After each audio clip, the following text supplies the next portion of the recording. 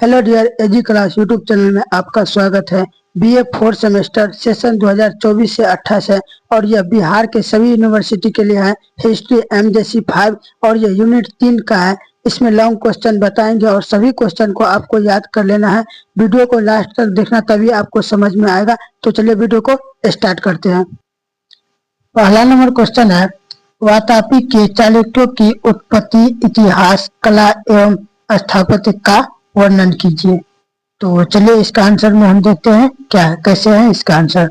तो आपको भूमिका में इस तरह से लिखना है, चालुक्य वंश दक्षिण भारत का एक प्रमुख राजवंश था। इसकी राजधानी वादामी थी। इस वंश का उत्कर्ष 6वीं से 8वीं शताब्दी के बीच हुआ। तो इसको आपको इतना भूमिका में लिखना है और देखिए इसकी उत्पत्ति कैसे हुआ। तो इसका संस्थापक पुलकेशिन प्रथम और राजधानी वातापी और यह वंश मूलतः कर्नाटक क्षेत्र में हुआ।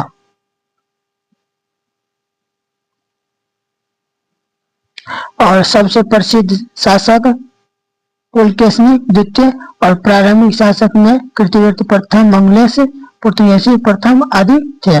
देखिए इसका इतिहास, और यहाँ है कला एवं स्थापत्य, और यहाँ पे है राजधानी वातापी के बाद में। और देखिए निष्कर्ष निकलेगा इसका। तो चलिए हम इसमें देखते हैं इतिहास। तो पुलकेशिन द्वितीय 610 से 642 ईस्वी तक चालुक्यों का सबसे महान शासक था। उसने हर्षवर्धन को नर्मदा के तट पर पराजित कर दक्षिण में अपनी शक्ति का विस्तार किया और उसके शासन काल में राज्य का विस्तार महाराष्ट्र, कर्नाटक, आंध्र प्रदेश और मध्य प्रदेश के कुछ भागों तक हुआ। तो इसमें जितना भी पॉइंट है आपको देख लेना है और याद कर लेना है और आपको नोट कर लेना है। और देखिए यहाँ पे है कला एवं स्थापत्य। तो चालुक्य ने द्राविड़ एवं नगर शैली के मिश्रण के अद्भुत स्थापत्य धरोहर निर्मित की। तो बादामी गुफा मंदिर, तो इसमें आपको देखिए ये सब है, इस तरह का पॉइंट हम बनाए हुए हैं, सभी को आपको याद कर लेना है। तो देखिए इससे यह निष्कर्ष निकलता है कि चालुक्यों ने दक्षिण भारत की राजनीति, प्रशासन, कला, साहित्य एवं स्थापत्य को नई ऊंचाइयों प्रदान की। उनके शासनकाल ने दक्कन के सांस्कृतिक विकास में महत्वपूर्ण भूमिका निभाई।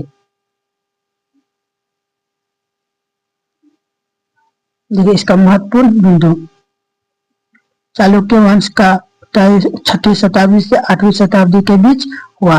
पुलकेशिन द्वितीय ने हर्षवर्धन को हराकर अपनी कीर्ति स्थापित किया। और ये देखिए ये पॉइंट भी है, ये पॉइंट है और ये पॉइंट है, सभी को आपको देख लेना है। तो देखिए एक नंबर क्वेश्चन समाप्त हो गया। और दूसरा नंबर क्वेश्चन है, राष्ट्रकूटों के उत्कर्ष, विस्तारवादी नीति, धर्म, कला एवं स्थापत्य का वर्णन कीजिए। और ये 2 नंबर क्वेश्चन है।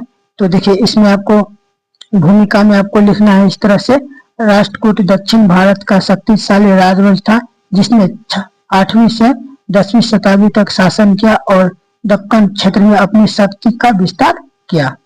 देखिए राष्ट्रकूट वंश, देखिए प्रमुख शासन लगभग 735 से 756 ईस्वी में राष्ट्रकूट वंश का संस्थापक माना जाता है। कृष्णा प्रथम 756 से 773, उन्होंने वंश की शक्ति को दृढ़ किया और कई राज्यों का जीता। और इस पॉइंट को भी आपको देख लेना, यही है अमोघवर्ष प्रथम। देखिए विस्तारवादी नीति है और यहाँ पे धर्म है और यहाँ पे है कला एवं स्थापत्य। तो सभी पॉइंट को आपको नोट कर लेना है और याद कर लेना है। देखिए उत्तर भारत तक विजय अभियान चलाए, कन्नौज के क्षेत्र संघर्ष, प्राण प्रतिहार और राष्ट्रकूट में भाग लिया, गुर्जर प्रतिहारों और पालों से संघर्ष किया, इस दक्कन के राज्यों को पराजित किया और चालुक्य, प्लवंश, गंगा आदि को अपनी अधीनता के स्वीकार करने पर मजबूर किया। देखिए यहाँ पे है धर्म, हिंदू धर्म एवं जैन धर्म दोनों का संरक्षण दिया, धार्मिक सहिष्णु की नीति अपनाई और कई जैन आचरणों को संरक्षण दिया। अघोरवश धर्म का अनुमानित किया।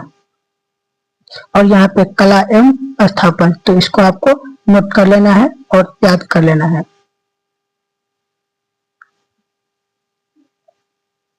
तीसरा नंबर क्वेश्चन है, चोल साम्राज्य का इतिहास, प्रशासन, कला एवं स्थापत्य का वर्णन कीजिए।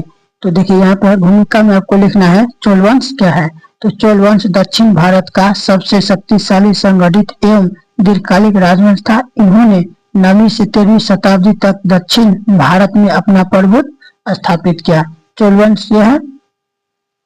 और देखिए यह विजयालय लगभग 850 से 871 ईस्वी तक चोल साम्राज्य से नींव रखी। प्रमुख शासन यह है और यह है राजाराम प्रथम और राजेंद्र प्रथम। इन्होंने 985 से 1014 ईस्वी तक चोल साम्राज्य का वास्तविक संस्थापक थे और यह 1012 से 1044 ईस्वी तक साम्राज्य का विस्तार अपने चरम पर पहुंचाया। इसकी उपलब्धियां है श्रीलंका पर विजय प्राप्त की, दक्षिण पूर्व एशिया के देशों मलय, सुनाक, जलवा आदि तक प्रभुत्व स्थापित किया, समुद्री व्यापार विस्तार हुआ और चोल हमेशा समय की सबसे शक्तिशाली समेशा में से एक थी।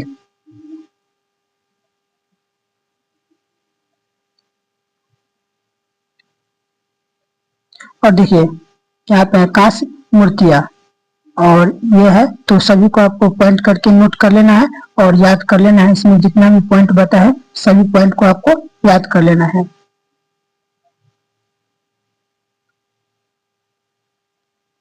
देखिए चौथा नंबर क्वेश्चन है दक्षिण भारत की अन्य क्षेत्रीय शक्तियां।